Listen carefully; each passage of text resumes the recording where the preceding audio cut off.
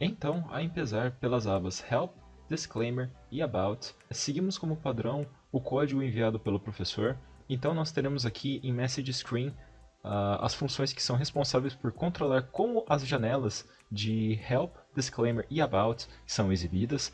Elas dão as características que a janela utilizará para ser mostrada, vai centralizar as imagens, vai dar estilo, está tudo explicado aqui no código. Após, em info.java, estaremos criando a mensagem que será mostrada.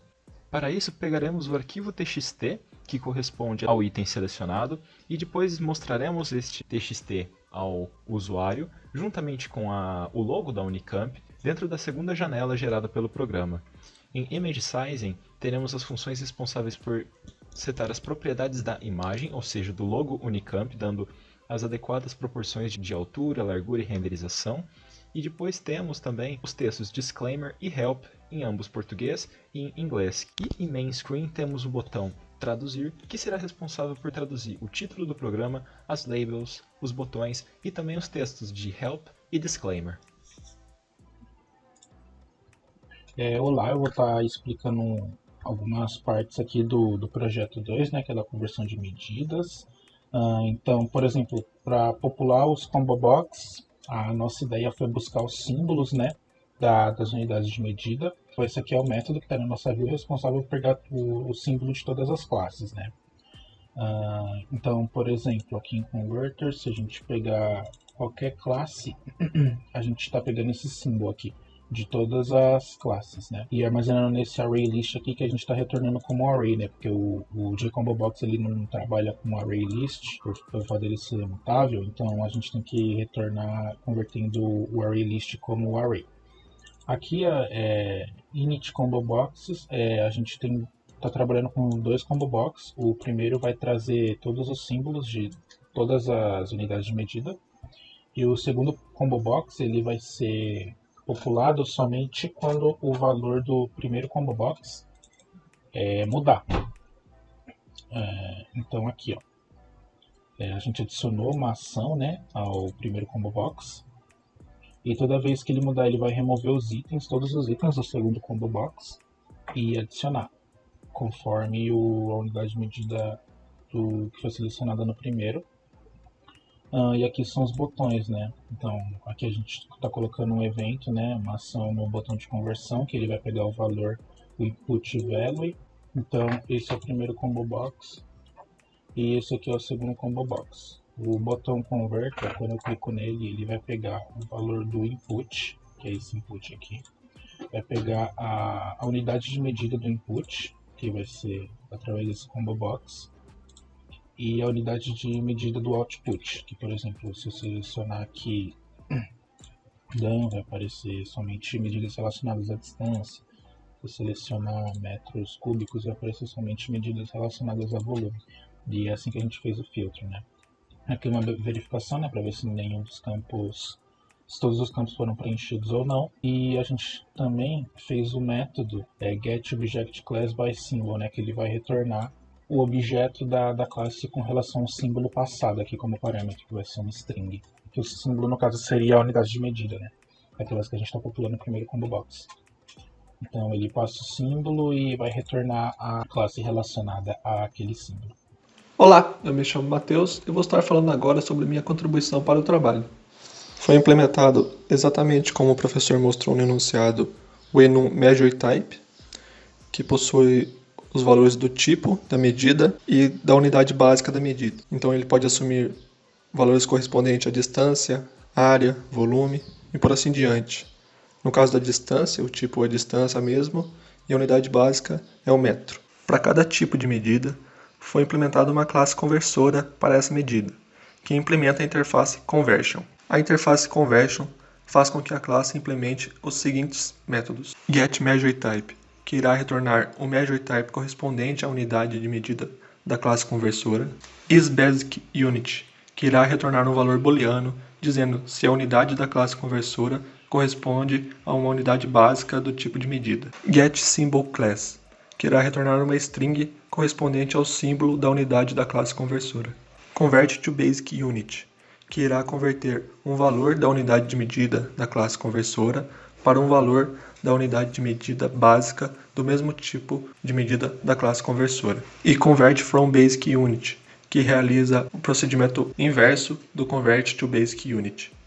Partindo para um exemplo, vou agora mostrar a classe conversora para a unidade micrometro. Toda classe conversora possui os seguintes atributos: uma string label, que corresponde ao rótulo da unidade de medida da classe conversora, uma string symbol, que corresponde ao símbolo da unidade de medida da classe conversora, um measure type, que corresponde ao tipo de medida da unidade da classe conversora, um valor booleano basic unit, que diz se a unidade de medida dessa classe corresponde a uma unidade básica do tipo de medida. Neste caso, como tipo de medida de distância, a unidade básica seria um metro. E o valor double basic unit value, que diz quanto o valor 1 dessa unidade de medida corresponde à unidade de medida básica. Esse valor basic unit value é utilizado nos métodos de conversão. Vou falar agora sobre a classe Conversion Manager, que implementa todos os métodos do back-end da nossa aplicação. Essa classe possui dois atributos: a string currentPath, que corresponde ao diretório atual do programa, e a string pathPackageConverters, que corresponde ao nome do pacote onde as classes conversoras estão. Essa classe possui um método convert, que realiza a conversão de um valor de uma unidade de medida para outra unidade de medida. Há o método isConverters of the same measure type, que diz se duas classes conversoras são do mesmo tipo de medida. Há o método getConverters class names of measure type, que retorna o nome de todas as classes conversoras de um determinado tipo de medida. Há o método getAllConverters class names, que retorna o nome de todas as classes conversoras em geral. Há o método isConverter of measure type, que verifica se uma classe conversora é de um determinado tipo de medida, com base no nome dessa classe conversora.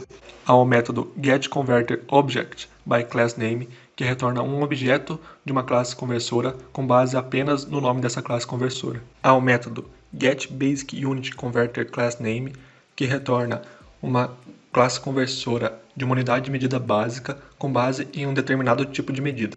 Há o método getObjectClassBySymbol, que retorna um objeto de uma classe conversora com base em um determinado símbolo.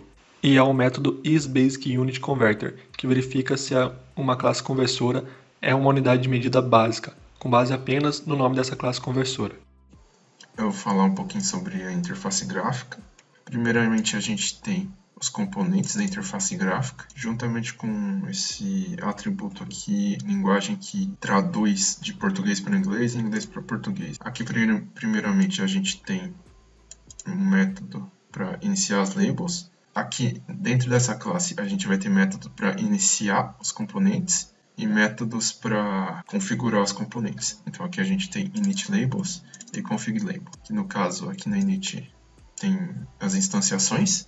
Na config tem coisas como fonte e tamanho e posição na tela. Então a gente tem vários desses. Inicia campos de texto, configura, para iniciar os menus, que no caso aqui a gente vai ter esses dois. O arquivos vai ter só o menu de sair.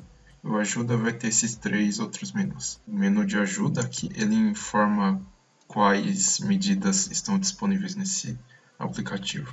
Aqui a gente configura os menus, que basicamente está adicionando tudo à barra de menu. Aqui a gente tem um método para pegar todos os símbolos baseado na grandeza. Então, se aqui na Combo Box a gente tiver centímetro, que é uma medida de distância, aqui a gente só vai ter medidas de distância. Aqui a gente tem config, aqui a gente inicializa os botões, configura o botão, colocamos um Action Listener. Aqui a gente está pegando os valores dos inputs.